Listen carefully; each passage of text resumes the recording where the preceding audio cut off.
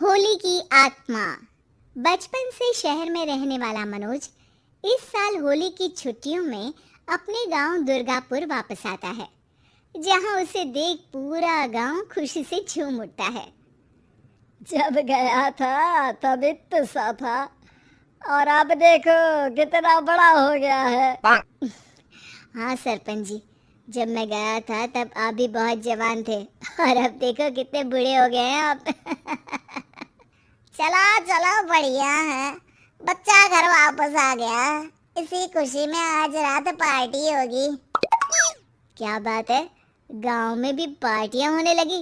वैसे अगर पार्टी की बात है तो आज क्यों सीधा होली पार्टी करते हैं। होली पार्टी की बात सुन चहल पहल में अचानक सन्नाटा छा जाता है, जिसे देख मनोज को कुछ अजीब लगता है। लेकिन तभी सरपंच बात पलट देता है। अब बहुत देर हो गई, चलो सब अपने घर चलो, पार्टी के बारे में कल सोचेंगे। मनोज भी मम्मी पापा के साथ घर आ जाता है, पर होली पार्टी और उस पर पूरे गांव की खामोशी वाली बात अभी तक उसके जहन से निकलती नहीं। पापा, होली पार्टी की बात पर सब चुप क्यों हो गए थे? अरे होगी उनकी कोई अपनी बात, मुझे गांव की पंचायती थोड़ी पता है। थक गया हूँ, चलो सो जाते हैं, कल बात करते हैं। पापा की बात मानते हुए मनोज भी सोने चला जाता है। आज तो छुपा लिया, लेकिन हफ्ते बाद जब होली का दिन आएगा तब इसे कैसे रोकोगे? अगली सुबह सूरज के साथ ही मनोज भी गांव घूमने निकल जाता है, जिस पर रास्ते में उसे अपनी ही उम्र के कुछ लड़के भी मिलते हैं, जिनसे दोस्ती कर अब वो उनके साथ घूमने लगता है। इसी तरह कुछ दिन बीत जाते हैं और होली नजदीक आने लगती है। दोस्तों, होली में 4 दिन ही बचे हैं, पर गांव में उसकी कोई तैयारियां क्यों नहीं दिख रही? क्योंकि यहाँ होली नहीं मनाई जाती। अरे पर ऐसा क्यों? वो राजा भूषण। अरे तुम 4 दिन के लिए आए हो, क्या इतना सोच रहे हो? चलो कुछ खाने चलते हैं। इसी के साथ एक बार फिर होली की बात को टलते हुए देख मनोज को शक होने लगता है।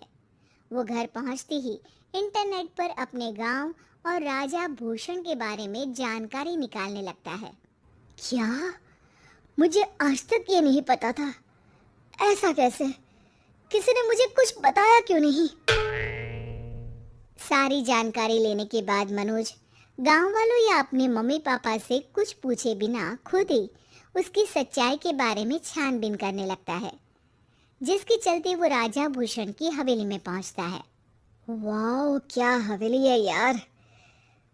पर क्या यहाँ सच में कोई भूत है? हेलो भूत जी, कोई है क्या? हम इस साल गांव में होली सेलिब्रेट कर रहे हैं, क्या आप उस पर थोड़ा इंटरव्यू देंगे? मनोज के ऐसा बोलते ही गांव में तूफान उठ जाता है और हवेली में रखी सारी चीजें हिलने लगती है। एक अदृश्य शक्ति मनोज को धक्का देकर हवेली से बाहर निकाल दरवाजा बंद कर लेती है। ये सब देख मनोज हैरान रह जाता है। क्या अभी मुझे हवा ने धक्का देकर बाहर निकाल दिया? मेरे होते हुए इस गांव में कभी होली नहीं मन सकती, इसलिए दोबारा ऐसी कोशिश भी मत करना, अंजाम बुरा होगा। आवाज सुन मनोज हैरानी से इधर उधर देखने लगता है, पर उसे कोई दिखाई नहीं देता। वो गांव वापस आ जाता है, जहां तूफान की वजह से सब कुछ तहस महस हो चुका होता है। आखिर ये तूफान आया कैसे? ना ऐसा कोई मौसम था और ना ही हमने होली का त्योहार मनाने की बात की थी। सरपंच की बात पर कोई रिएक्शन दिए बिना मनोज चुपचाप अपने घर चला जाता है। इस तरह देखते ही देखते होली का दिन भी आ जाता है और मनोज रंग लेकर गांव में निकल जाता है, लेकिन गांव पूरी तरह खाली होता है। अरे त्योहार का दिन है, धूमधाम की जगह मातम क्यों मनाया हुआ है? मनोज की आवाज सुन सब अपने घर की खिड़कियां खोल के घर के अंदर से ही उसे वापस जाने के लिए कहने लगते हैं, पर वो किसी की नहीं सुनता। तुझे पहले भी समझाया था, अगर होली खेलने की कोशिश भी की तो अच्छा नहीं होगा। अरे बात मान लो बेटा, तुम्हें सच नहीं पता। मुझे सब पता है। सालों पहले इस राजा ने एक अंधविश्वास फैलाया और आप लोग आज तक उसे मानते आ रहे हो। अरे बेटा, जब तुम पैदा भी नहीं हुए थे उससे भी बहुत पहले से इस गांव पर होली का श्राप है। अगर गांव में होली का त्योहार मनाया जाता है तो प्रलय आना पक्की बात होती है।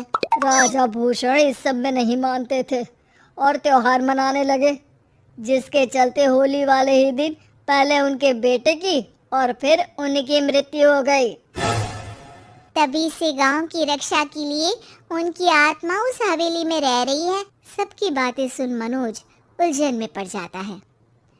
सोचना भी मत मनोज, अगर तुमने इस परंपरा को तोड़ने की कोशिश भी की तो उसका परिणाम इस गांव और गांव के लोगों के लिए अच्छा नहीं होगा।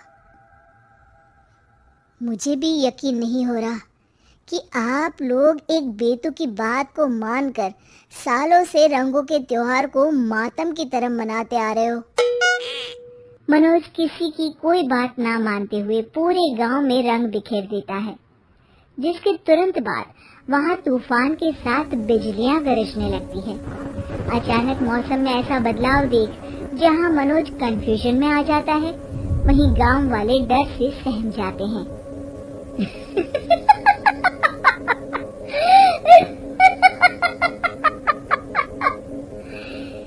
इस लड़के ने हमारे जैसे सिर्फ अपने स्वार्थ के लिए नहीं बल्कि पूरे गांव की खुशियों के लिए यहाँ होली मनाई है, जिस वजह से अब इस गांव पर होली का श्राप टूटता है।